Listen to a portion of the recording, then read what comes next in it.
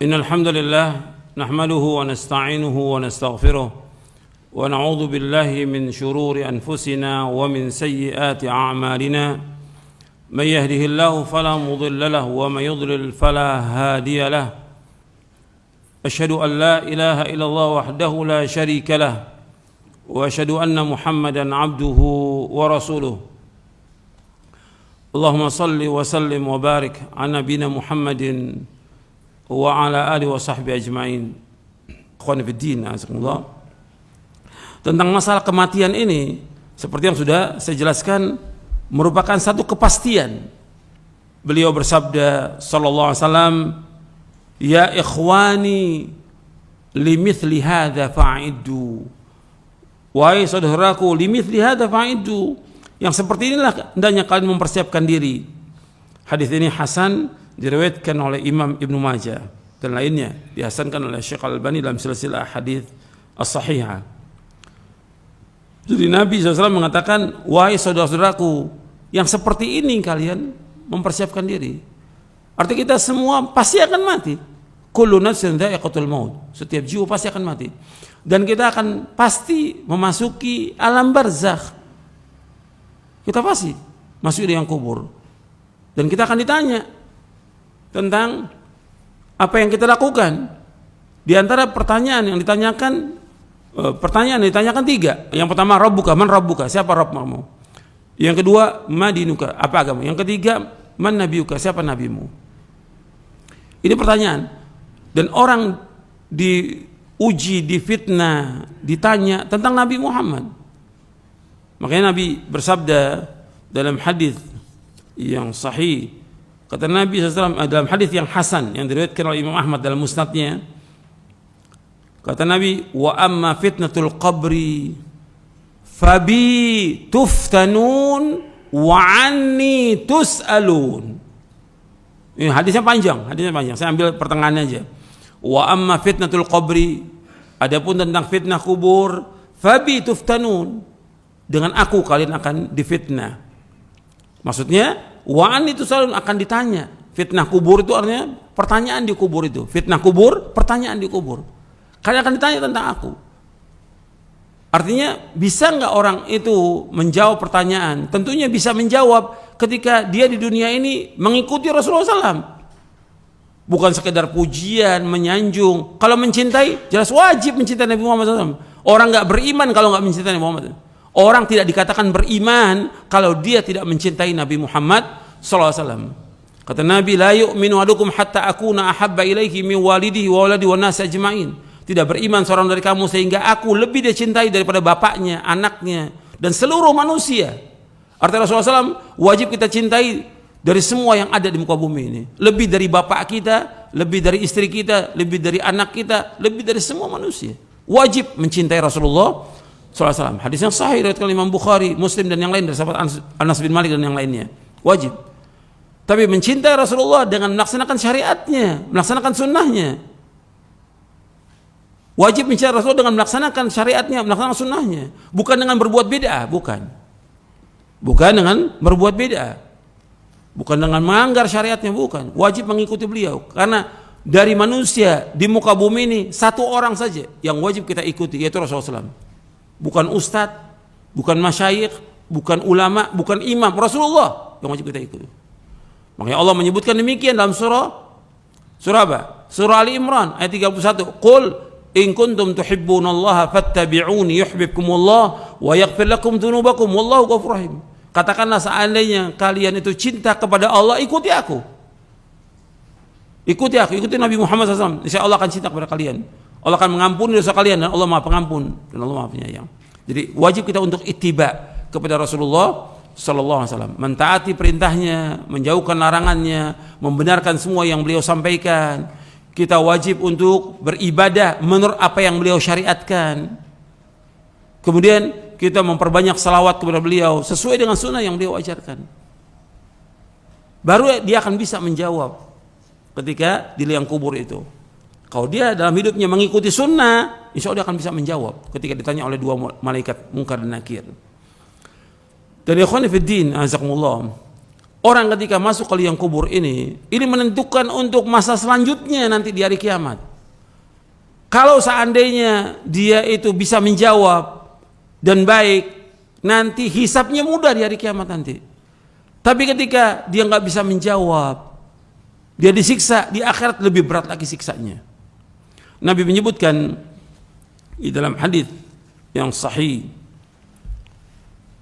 yang diriwayatkan oleh Imam Tirmidzi, Ibnu Majah dan Hakim, Nabi bersabda SAW dari sahabat Utsman bin Affan radhiyallahu anhu, ia berkata, telah bersabda Rasulullah SAW, innal qabra awalu manazil al-akhirah, fa in naja minhu fama ba'dahu aisar minhu, wa illam yanju minhu fama ba'dahu ashaddu min. Qala Rasulullah, ma ra'aitu mandaran qat illa wal qabru afdha'u min. Nabi bersabda SAW, sesungguhnya kubur merupakan tempat pertama dari tempat-tempat akhirat. Maka jika seorang selamat darinya, dari azab dan siksa kubur, niscaya yang sesudahnya lebih mudah darinya.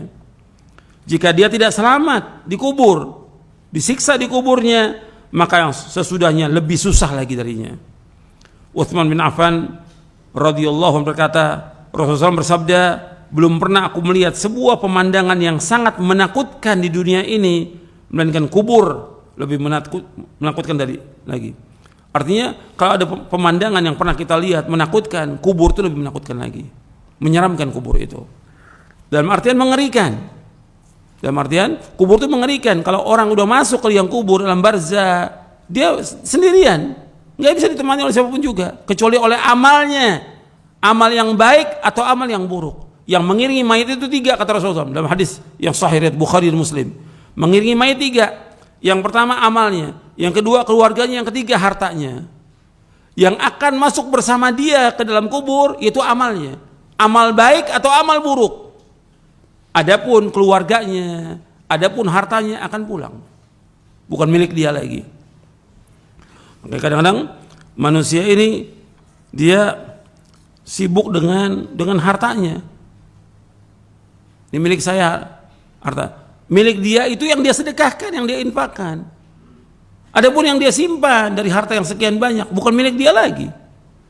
Kan Nabi bersabda SAW di dalam hadis yang sahih yang diriwayatkan oleh Imam Muslim, ketika Nabi SAW menyebutkan ayat alhaakumut takatsur,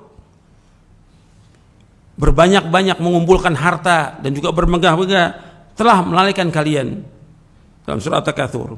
Rasul kemudian bersabda SAW, setelah bacakan ayat ini, Nabi bersabda SAW, yaqulu ibnu adam mali mali wa halaka ya ibna adam min malika illa ma akalta fa afnaita aw labista fa ablaita aw tasaddaqta fa amdaita. Anak Adam berkata, hartaku, hartaku. Wahai anak Adam, bukanlah harta yang engkau miliki itu tidak lain melainkan apa yang engkau telah makan lalu habis, atau yang engkau kenakan dari pakaian yang kita pakai semua ini, itu akan usang, atau apa yang engkau sedekahkan, nah itu yang akan bersamamu, itu yang akan terus mengalir, yang engkau sedekahkan. Hadis ini sahih, diriwayatkan oleh Imam Muslim. Dalam riwayat yang lain dari Imam Muslim juga disebutkan, yaqulul abdu mali mali innama lahu min mali thalathun ma akala fa afna aw labisa fa abla aw a'ta faqtana wa ma siwa dzalika fa huwa dhahibun wa tarikuhu linnas. Seorang hamba berkata, hartaku, hartaku. Sesungguhnya ia hanya memiliki 3 hal dari hartanya, apa yang telah ia makan lalu habis, atau apa yang dia kenakan lalu usang, atau apa yang dia berikan lalu ia simpan untuk akhiratnya. Adapun selain itu maka akan pergi dan ditinggalkan untuk orang lain. Dari rumahnya, dari mobilnya, dari tanahnya, dari perhiasannya, dari apa yang dimiliki semuanya, ketika dia mati nggak bisa dibawa, bukan milik dia lagi, milik ahli waris. Makanya semua orang mesti hartanya itu mesti yang dia paling cintai. Harta itu mesti dia paling cintai. Tapi Nabi memberikan penjelasan, harta yang dia miliki yang sebenarnya itu yang mana? Yang sekarang atau yang dia sedekahkan? Yang mana? Yang dia sedekahkan. Nabi pernah bertanya kepada para sahabat radhiyallahu ajma'in, ayyukum malu warithi ahabbu ilaihi min malihi? Qalu ya Rasulullah, ma minna ahadun illa maluhu ahabbu ilaihi. Qala fa inna malahu ma qaddama wa mala warithi ma akhara. Kata Nabi SAW, siapakah di antara kalian yang lebih mencintai harta ahli warisnya daripada mencintai hartanya sendiri? Mereka menjawab, ya Rasulullah, tidak ada seorang pun di antara kami yang akan lebih mencintai hartanya sendiri. Lalu beliau bersabda SAW, sesungguhnya hartanya sendiri yang dia miliki itu, apa yang dia telah pergunakan. Maksudnya apa yang dia sedekahkan. Hartanya dia yang dia cintai itu harta yang dia sedekahkan, itu hartanya dia. Adapun harta ahli warisnya, yaitu apa yang ditinggalkan. Di sini sahih diriwayatkan oleh Imam Bukhari. Jadi di sini anjuran untuk apa? Untuk banyak bersedekah. Banyak bersedekah. Dan Al-Qur'an juga menyebutkan demikian seperti yang sudah saya sampaikan pada pekan yang lalu. Perbanyak sedekah, perbanyak sedekah. Karena kalau sudah datang ajal nggak bisa lagi. Cuma orang kemudian mengatakan apa? Saya ingin bersedekah, saya ingin melakukan amal soleh, nggak ada manfaatnya. Masih ingat kajian pekan yang lalu? Surah apa itu? Saya bawakan 2 surah. Yang pertama surah Al-Munafiqun, di akhir surah Al-Munafiqun. Ya ayyuhalladzina amanu la tulhikum amwalukum wala auladukum an dzikrillah wa may yaf'al dzalika fa ulaika humul khasirun. Wa anfiqu mimma razaqnakum min qabli ay ya'tiyakumul maut fa yaqulu rabbi laula akhartani ila ajalin qarib fa asaddaq wa akum minas salihin wa la yu'akhirallahu nafsan idza ajaluha wallahu khabirum bima ta'malun. Tuh lihat itu. Jadi suruh banyak sedekah. Yang kedua dalam surah Al-Mu'minun, yang orang dia menghayal kalau sudah datang kematian dia minta diakhirkan untuk bisa melakukan apa? Amal soleh. La'alli a'malu salihan fima tarak. Barangkali aku bisa melakukan amal soleh. Sudah datang kematian, nggak bisa lagi. Diakhirkan sedikit pun nggak bisa. Sudah. Makanya kita disuruh untuk berlomba-lomba melakukan amal soleh. Apa aja? Sama yang paling besar tauhid kepada Allah. Yang paling besar lagi yang merupakan sebaik-baik amal, salat. Wa'lamu anna khaira a'malikum as-shalah. Ketahuilah sebaik-baik amal kalian salat.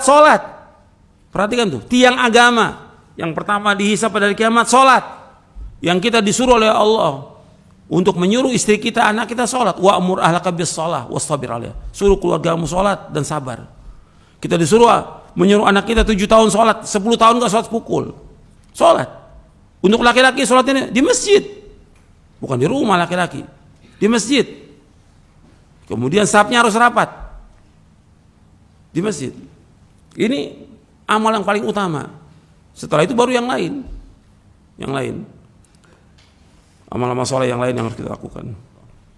Ya, saya pikir cukup sampai di sini. Mudah-mudahan bermanfaat. Wassalamualaikum warahmatullahi wabarakatuh.